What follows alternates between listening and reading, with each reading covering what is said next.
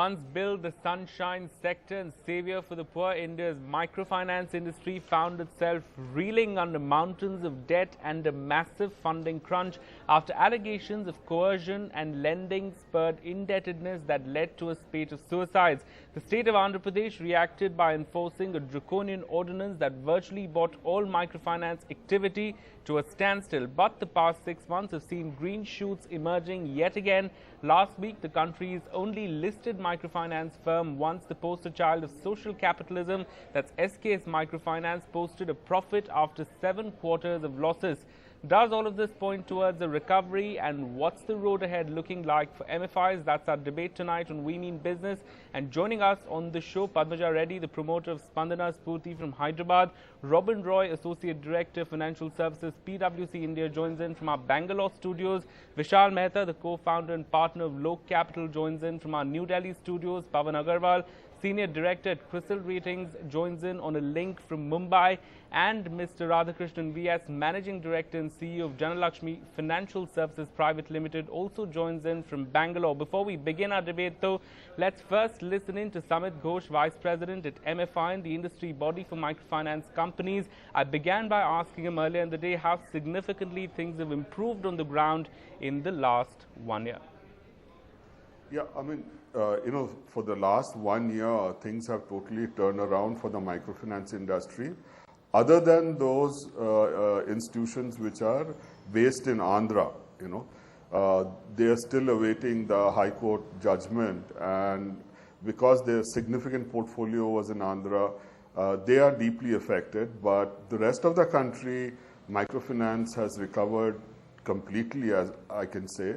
And things are very positive in the sense that new RBI regulations have been set up, a new category has been established, the NBFC MFI, the microfinance bill is in the parliament. So from a regulatory point of view, there are very positive developments, and most microfinance institutions which are well governed, well managed, which are operating outside Andhra Pradesh, are doing well. So I think you will see a lot of good financial results coming out both from the small, medium and the large microfinance institutions operating outside Andhra Pradesh. But however, the only listed microfinance institution is SKS. So you all tend to look at SKS as a bellwether of the entire industry. But unfortunately, because SKS had significant exposure in Andhra, they are really today not the bellwether for the entire microfinance industry in India. Sabha, what's resulted in this dramatic improvement on the ground? Any 2-3 sort of reasons you can give us? One, of course, would be the RBI's guidelines, but give us a sense of what's changed on the ground.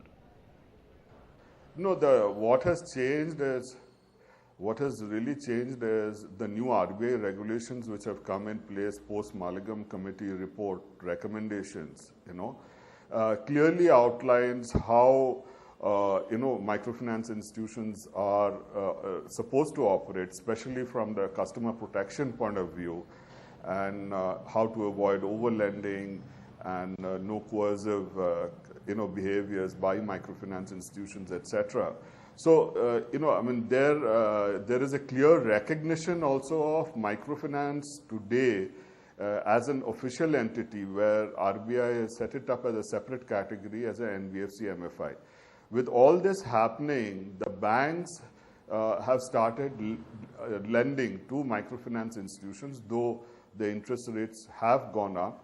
But they started lending about a year ago to the microfinance institutions which are well governed and well managed. So there has been no sort of paucity of funds for these kinds of institutions, and they were able to grow their business back to the normal set of operations. So as I said, you will see a lot of good results from microfinance institutions who are operating outside Andhra. The ones which are in Andhra, unfortunately, till the High Court judgment is passed, which is now quite delayed, for unforeseen reasons. Till that is passed, we really don't know how those institutions which are based in Andhra will fare in the future. But what about growth numbers, sir? Can you share with us some figures really on how disbursements, for instance, have increased and how you really hope 2013 would pan out? I think you would be seeing around, I mean, earlier, there was over-exuberance and there was a lot of excessive, uncontrolled growth, where growth levels were over 50%, etc. I think now you will see a growth around 30% in 2013 for institutions which are outside Andhra Pradesh. Do you think the industry would ever reach the sort of pre-crisis levels of growth that we've seen, or have things, changed structurally, and maybe we shouldn't expect those kind of growth levels again? No, I mean, I think, like all industries, we go through a cycle, and I think at that stage, there was a certain over-exuberance, which happens with a lot of industries, whether telecom or anything, any new industry.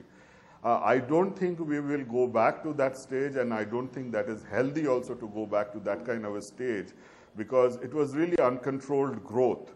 So what you will see in future is a controlled growth for the entire industry, around 25-30% growth rate for the microfinance institutions, in terms of their loan portfolio and other things.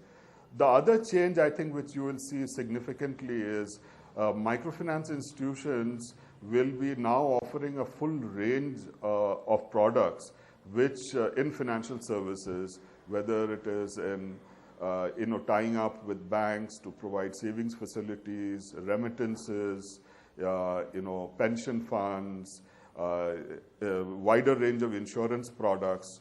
So basically, to provide a full gamut of financial services, to promote financial inclusion among the poor, rather than being a single product kind of industry, So you will see a much wider product range, and, the gauge for success of the industry will not just be, how your loan portfolio is growing.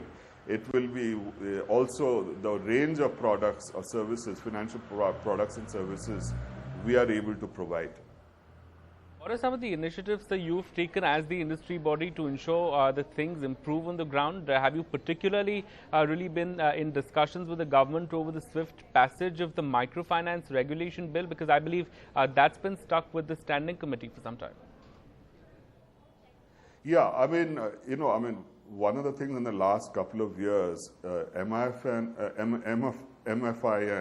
has been instrumental in bringing a lot of discipline within the industry by virtually acting like a SRO, And one of the significant sort of achievements is ability to put all the microfinance institutions in the discipline of credit bureau. So all microfinance institutions, NBFC MFIs, are submitting their data to the credit bureau. They are getting all their loans approved by based on the credit bureau report, mainly to see whether we comply with the 2 MFI rule which RBI has, whether we are complying with the 50,000 rule which RBI has set up. So that has controlled a lot of this over-lending which led to the crisis last time. I think that's a huge achievement, because today over 75 million records are with these credit bureaus, and it is updated once a month, So that has been the achievement. As far as the microfinance bill is concerned, we've been working very closely, to promote it with the Ministry of Finance, with the RBI, and also trying to basically communicate to all the parties, including the subcommittee, for finance which is going through in the parliament, which is going through the bill right now, to give them a sort of honest feedback in terms of the role which microfinance can play in terms of financial inclusion. So that process is going on, and that is a very active process. Public debates are going on, on that. We are trying to clarify any doubts which are there, specifically data-based, kind of thing. which we are doing, and I think we are really hopeful that it will come through. Right. And so just coming back to what you said in the first part of your answer, and a last question really, do you accept that in the past there were excesses, that there were serious cases of things like coercion and multiple lending and so on, and that some of those practices have possibly now been put to rest, or do you think the industry needs to do a lot more? Yeah, I mean, there is no doubt about it that, there was overextension of credit in a lot of pockets, and there was uncontrolled growth by a lot of microfinance institutions. And I think that has been, the background on which the crisis happened. And we have learned our lessons from that, and we today are in a much better ground and much more disciplined way which we are lending today, with the RBI regulation, with the credit bureau, disciplines which are in place. Certainly, there's no point in denying what had happened in the past. All right, Mr. Ghosh, many thanks for joining us. India's #1 news app just got even better. Download NDTV's new app, fully optimized for Retina display, full screen view, faster response time, and Sudoku. NDTV's new iPad app. Download now.